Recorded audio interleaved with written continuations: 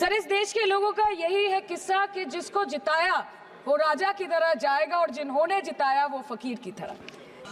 ये बोलते हैं कि गाय हमारी माता है, पर माँ की रक्षा करना इन्हें नहीं आता है।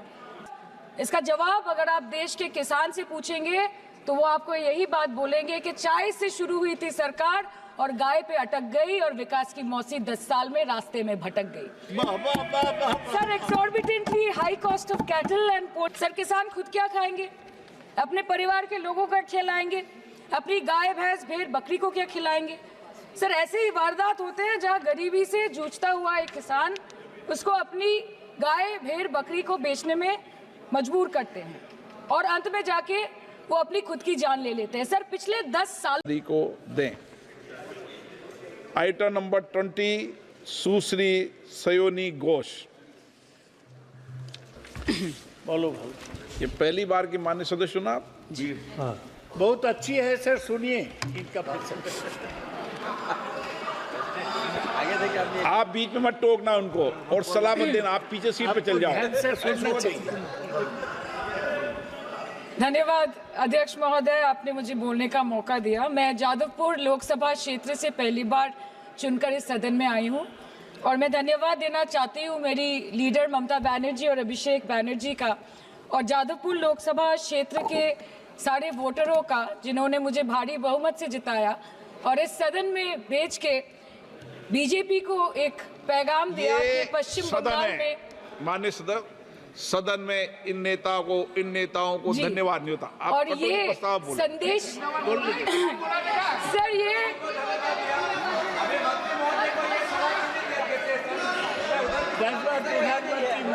Sir okay sir, no problem sir.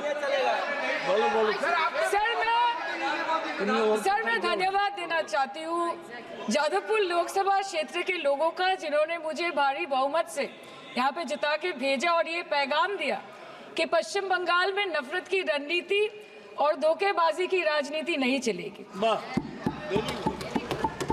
अध्यक्ष महोदय, मैं उम्मीद करूंगी कि आज आप मुझे पूरा बोलने का मौका दें क्योंकि हाल ही में हुए नीति आयोग की जो मीटिंग हुई थी वहां पे हमारी माननीय मुख्यमंत्री जो देश की एकमात्र महिला मुख्यमंत्री भी है, उनका माइक बीच राह में ऑफ कर दिया गया था। वो बंगाल के अरे अभी तो शुरुआत है, ये तो ट्रेलर है, पिक्चर बाकी है।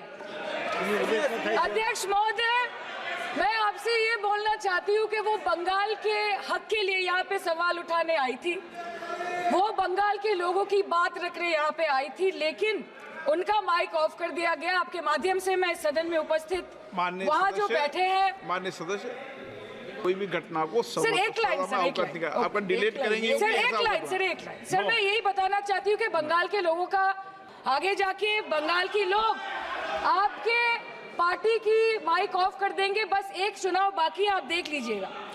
Sir, all India Trinamool Congress इस सदन और इस देश का 3rd लार्जेस्ट ऑपोजिशन पार्टी है और हम आपसे धन्यवाद हम आपको देते हैं कि आपने हमको रेलवे, स्वास्थ्य, शिक्षा और आज ये पशुपालन जैसे महत्वपूर्ण विषय पे चर्चा करने का मौका दिया।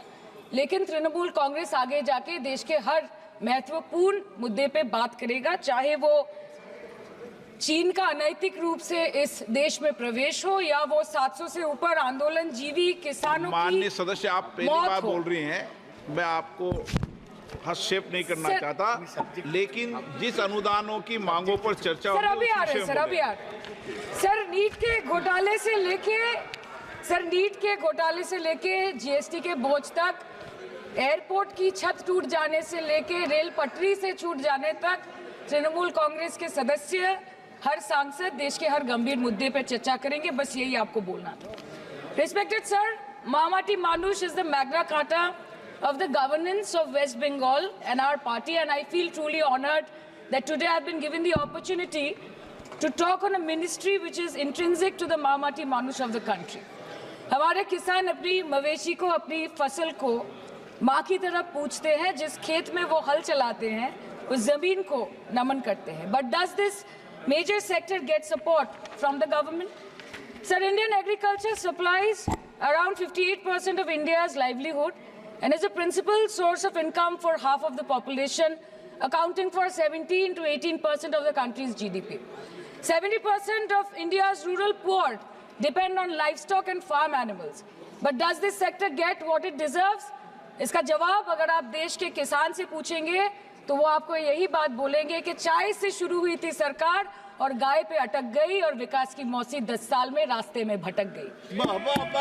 Sir, exorbitantly high cost of cattle and poultry feed under the mismanagement of this sector by the current government and wholesale fodder inflation hovering between 25% to 28.6% in the last 2 to 3 years, it is a 9-year high. Sir, किसान खुद क्या खाएंगे? अपने परिवार के लोगों का खिलाएंगे? अपनी गाय भैंस भेड़ बकरी को क्या खिलाएंगे? सर, ऐसे ही वारदात होते हैं जहां गरीबी से जूझता हुआ एक किसान उसको अपनी गाय भेड़ बकरी को बेचने में मजबूर करते हैं और अंत में जाके वो अपनी खुद की जान ले लेते हैं. सर, पिछले 10 सालों में 1,12,000 किसानों ने इस देश में आत्महत्या की. एनसीआरबी की एक रिपोर्ट के अनुसार 10 साल में हर दिन इस देश में एवरेज में 30 किसान हर दिन अपनी जान ले लेते हैं. सर, इस देश के लोगों का यही है किस्सा कि जिसको जिताया वो राजा की तरह जाएगा और जिन्होंने जिताया वो फकीर की तरह. सर, ये बहुत गौरक्षा की भी बातें करते हैं. देश के लोगों को ये पता होना चाहिए that there is a fodder crisis in India and the union minister has himself stated in a written reply in Rajya Sabha that yes, the country is deficit in fodder. So it means that cows are dying without food in government-owned goshalas, especially the BJP-ruled state. 74,000 cattle had died at Panjrapols in Sundarnagar and Banaskantha district of Gujarat in the last 3 years. 200 cows were found dead in Madhya Pradesh's Shivpuri district. 173 cows allegedly died in a week in Chhattisgarh. And 74,016 cows had died in Hingonia Gaushala in Jaipur during the previous BJP government in Rajasthan. तो sir, पहले खाना ही नहीं मिला, fodder crisis. फिर मिल भी जाए तो इतना महंगा कि किसान खरीद ही नहीं पा रहा है, फॉडर इन्फ्लेशन. और सर, खाना मिल भी जाए तो पशुओं की बीमारी. उससे मुकाबला करने के लिए इस सरकार ने क्या किया? The Parliamentary Standing Committee on Agriculture, Animal Husbandry and Food Processing presented its report which stated that 32.7 lakh cattle were infected by the viral lumpy skin disease across several states and a whopping 2.4 lakh cattle died within months. ये बोलते हैं कि गाय हमारी माता है पर माँ की रक्षा करना इन्हें नहीं आता है. अध्यक्ष महोदय, हम सब जानते हैं कि इस मिनिस्ट्री के अंतर्गत डेयरी भी आता है और भारत इस पूरी दुनिया में दूध के उत्पादन में नंबर 1 है, contributing to almost 24.46% of global milk production. But since the government has not been able to bridge the gap between demand and supply, it has successfully turned the country from being the largest producer of milk to an importer of milk. In the last 10 years, due to the stagnation in milk production, the gains of white revolution has been systematically whitewashed. The dairy farmers are forced to throw buckets of milk on the highway protesting against meager remuneration for their produce. And the price of milk, on the other hand, has increased by a massive 55% in the past 10 years. It was rupees 36 per litre in 2014 and now rupees 56 per litre in 2024. When this government came to power, the first thing the milk producing companies regulated by it did was to increase the price of milk by rupees 2 per litre. This was their revenge on the people of India for not providing a majority to the BJP. आम आदमी के दूध, छाछ, लस्सी, दही, पनीर पर 5% की GST, cream, condensed milk, मक्खन, घी पर 12% की GST और अमीरों के हीरो पर सिर्फ 1.5% की GST. सरकार उनको रिलीफ नहीं देती है जो विदेश में जाके मिल्क शेक और लाते की चुस्कियां लगाते हैं. ये सरकार उनको रिलीफ नहीं देती जो आम आदमी 2 पैकेट दूध खरीदने से पहले 10 बार सोचता है. सर, बचपन से हम सुनते आए थे कि संडे हो या मंडे रोज खाओ अंडे. India rank 2nd in egg production in the world. और अंडे का फंडा यही है सर कि भारत के बच्चों के किस्मत में महीने में एक अंडा नहीं मिलता. मिड डे मील के चलते हफ्ते में अगर एक आध अंडा मिल भी रहा था तो कहीं धर्म के नाम पे तो कहीं महंगाई के चलते उसे बंद करने की मांग उठ रही है. Sir, more than 50% children under the age of 5 suffer from chronic malnutrition in the country and roughly 17% children are underweight, and yet most BJP ruled states do not serve eggs in midday meal scheme. This is the example of Poshan Kal in India. Sir अंत पे आते हैं मच्छी पे. आप लोगों को ज्यादा पसंद नहीं, पर हम क्या करें, हम तो माछे भाते बंगाली है, हमको तो बोलना ही पड़ेगा. And not to forget that 2.8 crore fisher folk are employed directly in catching fish in the country, and millions are employed in the value chain of selling fish and aquaculture. India stands third in the world in the terms of fish production, contributing to 8% of global fish production and ranks second in aquaculture production.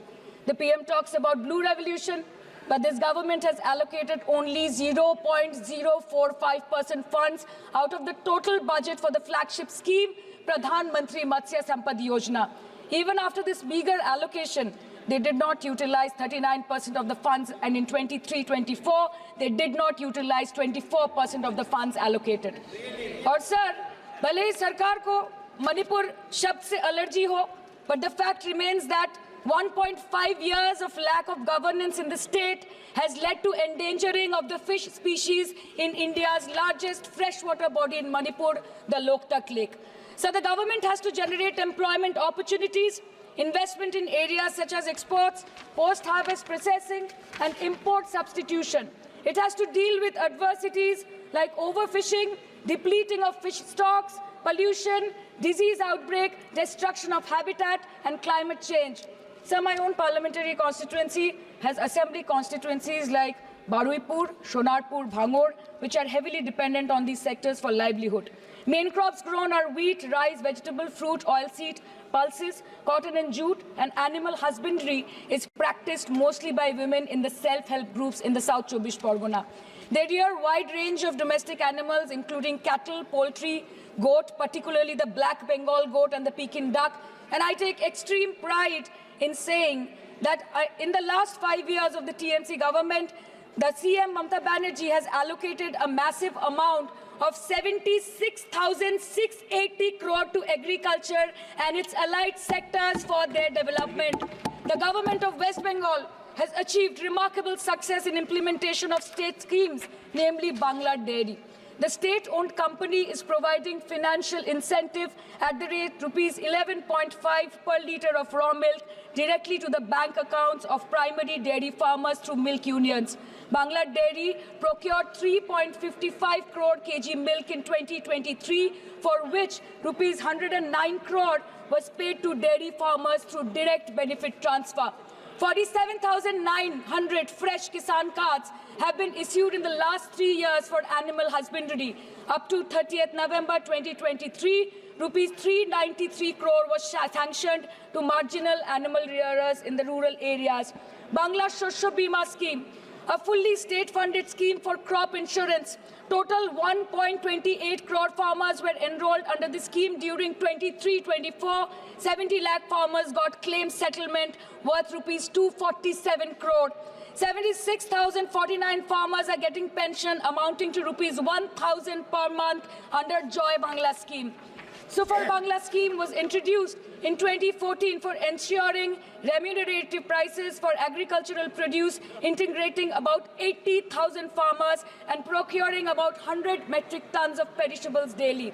The annual turnover of this project is now rupees 106 crore. 77 new stores have been opened in financial year 23-24. 186 Krisak Bazars sub-market yards are running successfully, providing excellent marketing infrastructure for aggregation and ease of marketing. And to be mentioned that West Bengal is one of the largest cold storage capacities in the country at more than 87 lakh metric ton with 620 cold storages. New investment of rupees 239 crore is upcoming in this sector this year with an employment opportunity for nearly 20,000 people.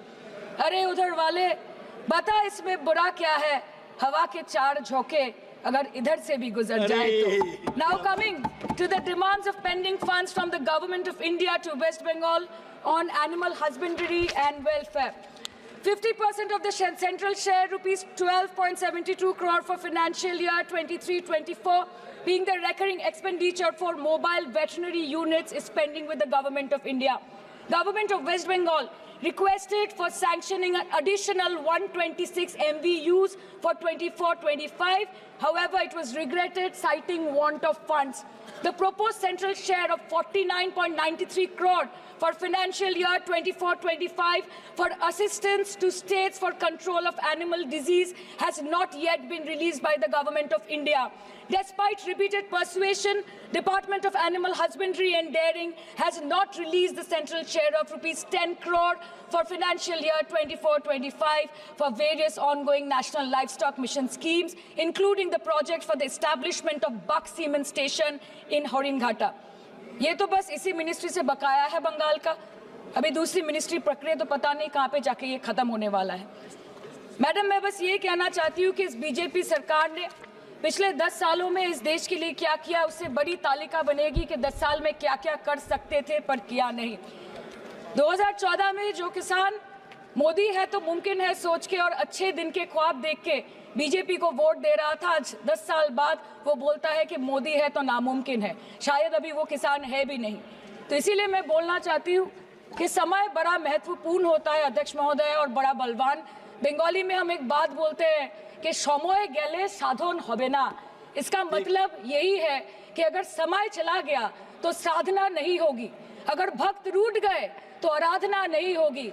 और 3 से 303 से 240 के आंकड़े बोलते हैं कि इस बार जो आप चले गए तो दोबारा लौटने की संभावना नहीं होगी। तो यही बोल के मैं अपनी बात खत्म करती हूँ। Thank you so much.